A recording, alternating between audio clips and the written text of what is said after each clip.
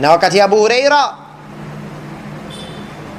alipokuwa naye anakata roho, akaulizwa ma yubkik, kinachokuliza ni nini? Akasema ma abki ala dunyakum hadhi walakin ala bu'di safari wa qillati zadi, mimi silili dunia yenu hii, lakini nalia urefu wa safari yangu ya milele na kwenda haina mwisho.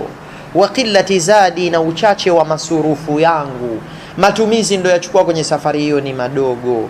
Wewe fikiria, labda mtu anakwenda nchi ya mbali na anaenda kukaa miezi 6-7 na anasafiri peke yake, sehemu ambayo hamkuti Mtanzania mwenziwe, kweli ataenda na pocket money ya shilingi 1000? Itakuwa ni 1000 kweli jamani? Maana yake atakaa wapi? Inabidi atalala nje. Atakula nini sasa huko? Akitokewa na lolote atajisaidia kwa lipi kwa shilingi 1000? Safari ya ndege kwa masaa 8, 9, 10 nchi ya mbali, masiku anayokaa miezi 6, halafu alichokichukua ni shilingi 1000.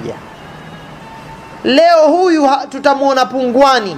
Je, yule anayekwenda milele, safari ambayo harejei tena, na kuna ufalme wa janna au ufungwa wa gereza la jahannam na moto wa kutisha, halafu anaondoka na masurufu hana, ama akachukua machache, inampasa huyu ajihuzunikie kiasi gani nafsi yake?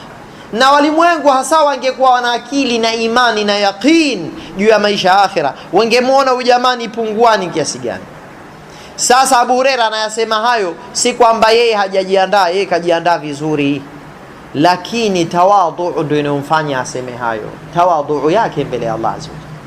Na kwa vile mwanadamu daima anapaswa awe na hofu na matumaini kwa pamoja, anayasema hayo maneno kuonyesha anataka rehema ya Allah na hategemei amali yake. Sisi ndo leo hatuna masurufu. Leo watu wanaondoka hawana sala, watu wanakufa hawana ibada, watu wanakufa hawatoi zaka, wanakufa hivi hivi bila kutoa zaka. Inakuwaje hali?